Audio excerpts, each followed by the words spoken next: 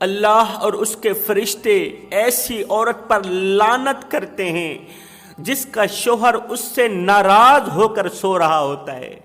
جس کا شوہر ایسی بیوی پر خفا ہو کر سو رہا ہوتا ہے، ایسی بیوی پر اللہ اور اس کے فرشتے لعنت کرتے ہیں۔ اور سنو، ایسی کنواری لڑکی پر بھی اللہ اور اس کے فرشتے لعنت کرتے ہیں جو کنواری لڑکی اپنے بوڑھے باپ کی عزت کی دھچیاں اڑا کر سوتی ہے،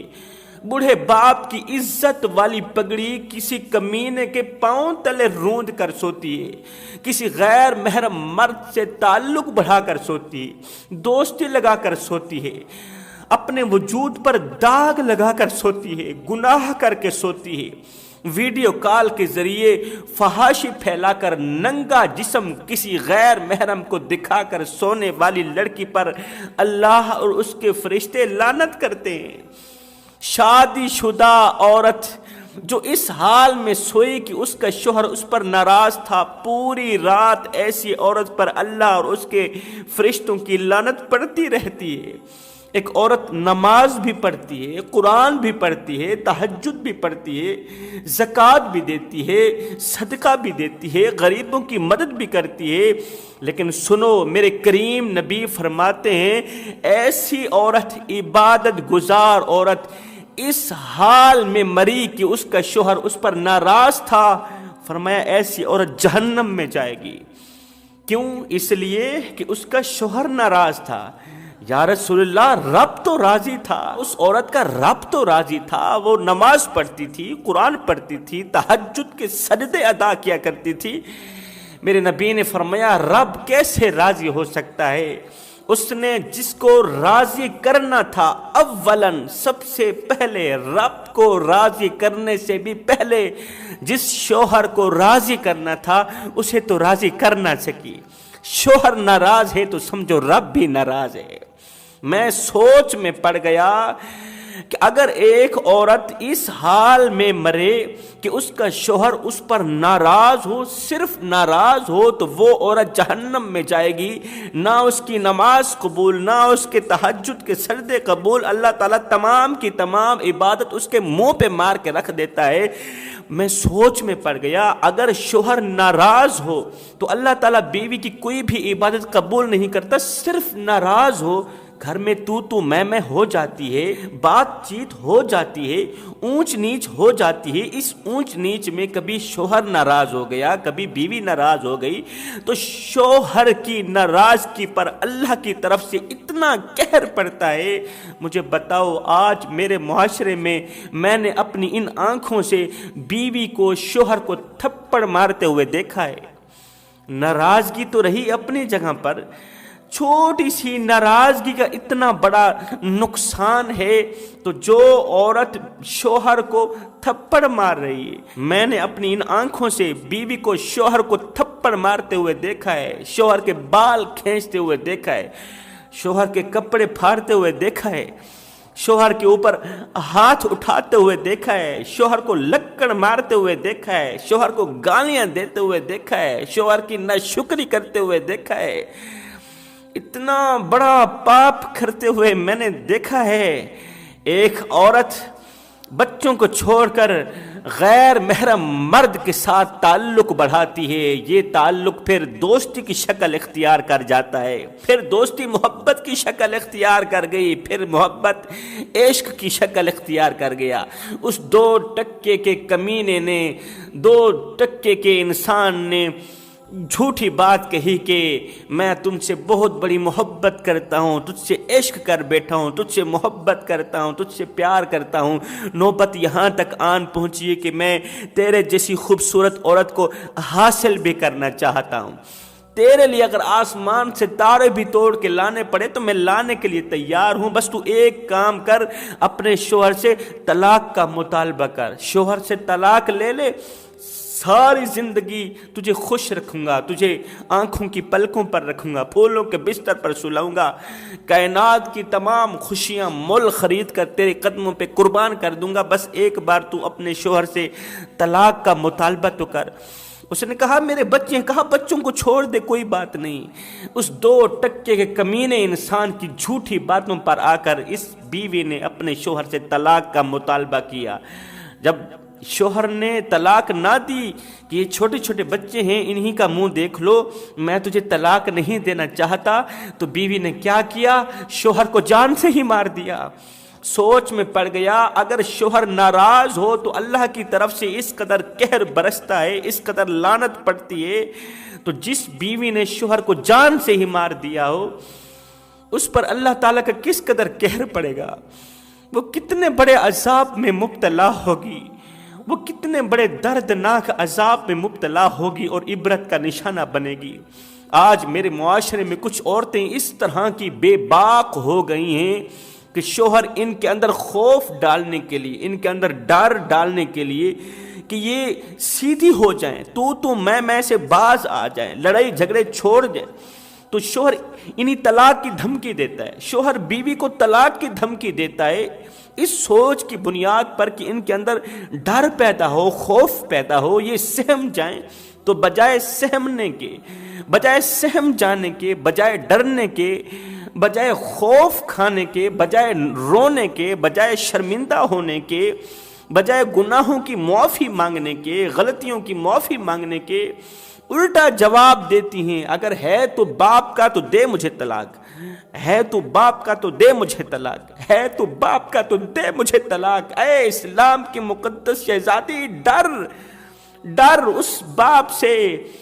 زبردستی شوہر کے ہاتھوں لی گئی طلاق کی پرچی جب بوڑھے باپ کو دکھائے گی، وہ بوڑھا باپ جو ابھی تک تیرے جہیز کا قرض اتار رہا ہے اور تیرے جہیز کا قرض اتر نہیں پا رہا، اس نے تیرے جہیز کے لیے لوگوں کے آگے بھیک مانگی، ہاتھ پھیلایا، 1-1 روپیہ اکٹھا کیا، 1-1 تنکا اکٹھا کیا، بوڑھی کمر پہ بھوریاں لاد کے دن رات ایک کر کے اوور ٹائم لگا کے، قبلہ اوور ٹائم لگا کے 1-1 روپیہ اکٹھا کرتا رہا کہ میری بیٹی کے ہاتھ پیلے ہو جائیں، میں نے بیٹی کے لیے جہیز خریدنا ہے۔ اس نے قرض اٹھایا، ابھی تک اس نے قرض اتارا نہیں، اور تو زبردستی طلاق لے کر طلاق کی پرچی جب بوڑھے باپ کو دکھائے گی تو کیا خیال ہے وہ بچے گا؟ وہ مر نہیں جائے گا؟ بوڑھے باپ کی عزت کا خیال کیوں نہیں کرتی؟ بوڑھے باپ کی عزت والی پگڑی کا حیا کیوں نہیں کرتی؟ خدا را میری بہنوں، بوڑھے ماں باپ کا منہ دیکھ لیا کرو، اپنے شوہر سے طلاق کا مطالبہ مت کیا کرو، کیونکہ طلاق کا مطالبہ کرنے والی عورت پر اللہ کے رسول نے لعنت بھیجی۔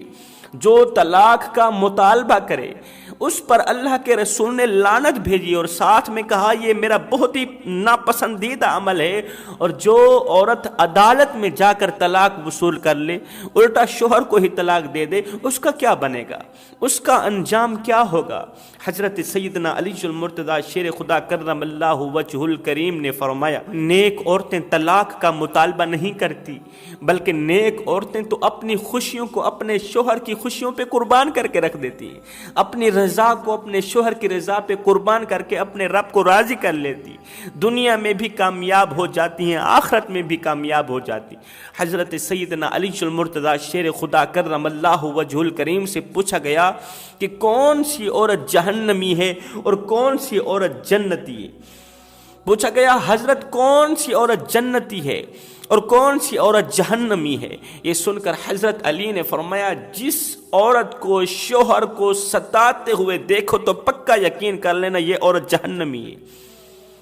جس عورت کو شوہر کو ستاتے ہوئے دیکھو تو پکا یقین کر لینا یہ عورت جہنمی ہے۔ اور سنو، جس عورت کو شوہر کو خوش کرتے ہوئے دیکھو، راضی کرتے ہوئے دیکھو تو پکا یقین کر لینا اللہ تعالیٰ قیامت کے دن شوہر کی خوشی کے صدقے اس گنہگار بیوی کو بخش دے گا، گنہگار بیوی کو معاف کر دے گا۔ پھر اس کی نماز کو نہ دیکھنا، اس کی تہجد کو مت دیکھنا، اس کی عبادات کو مت دیکھنا۔ عبادات کم ہوگی تو کوئی بات نہیں، یہ عبادت بھی اس کے لیے بہت بڑی عبادت ہے۔ ایک اللہ والے کہتے ہیں کہ میں استخارے کی نیت کر کے سویا ہوا تھا،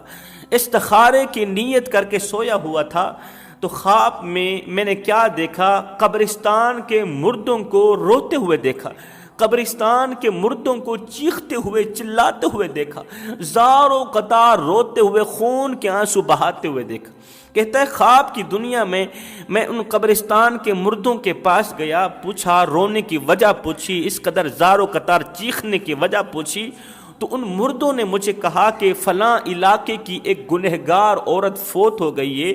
اسے ہمارے قبرستان میں دفنانے کو آ رہے ہیں، خدارا ہمیں اس عورت سے بچا لو، اس عورت کو اس قدر قبر کے اندر عذاب ملنے والا ہے کہ وہ عذاب دیکھ کر ہم برداشت نہیں کر پائیں گے، اس عذاب کو دیکھ کر ہم برداشت نہیں کر پائیں گے۔ کوئی اللہ کا نیک بندہ ہو اس بد کردار عورت کو ہم سے بچا لے، کوئی اللہ کا نیک بندہ ہو اس گنہگار عورت کو ہم سے بچا لے۔ اللہ والا کہتا ہے کہ بس یہ سننا ہی تھا کہ میری آنکھ کھل گئی، میں اٹھا سیدھا قبرستان کی طرف گیا، دیکھا گورکن قبر کھود رہا ہے۔ میں نے پوچھا یہ کس کی قبر کھود رہے ہو؟ اس نے وہی کہا کہ فلاں نام کی ایک عورت فوت ہو گئی ہے، فلاں علاقے کی ایک عورت مر گئی ہے، اسی کے لیے قبر کھودی جا رہی ہے۔ میں نے قبر کھودنے سے روک دیا، میں نے کہا قبر مت کھولو۔ میں نے اسے رات والا خواب سنایا، یہ خبر پھیلتی گئی، اس کے شوہر کے کانوں تک پہنچی۔ اس کا شوہر عقل مند تھا، سمجھدار تھا، اس نے اپنی بیوی کی قبر قبرستان سے باہر کہیں کھدوائی، باہر تدفین کی۔ تدفین کرتے وقت لوگوں نے دیکھا کہ قبر کے اندر تپش ہی تپش ہے، اس قدر تپش تھی، ایسے لگ رہا تھا جسے جہنم کی تمام کھڑکیاں قبر کی طرف کھول دی گئیں۔ خیر لوگوں نے اس کی تدفین کی، اسے دفن کرنے کے بعد اللہ والا کہتا ہے جب میں نے اس کے شوہر سے پوچھا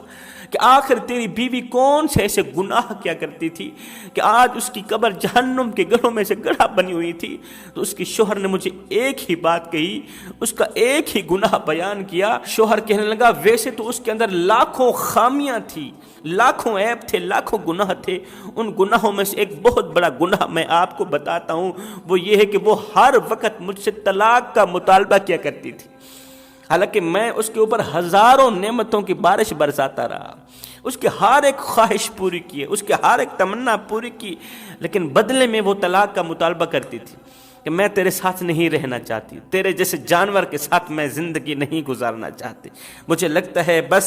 اس کی اسی گناہ نے اس کی قبر کو جہنم کے گڑھوں میں سے گڑھا بنا دیا۔ یہ زندگی کے لمحے تمہارے اور میرے لیے غنیمت ہیں، انہی لمحوں میں کچھ کر لو، انہی لمحوں میں کچھ اکٹھا کر لو، انہی لمحوں میں خدا کی یاد اور محبت کے دیے اپنے دل میں جلا لو۔ معلوم نہیں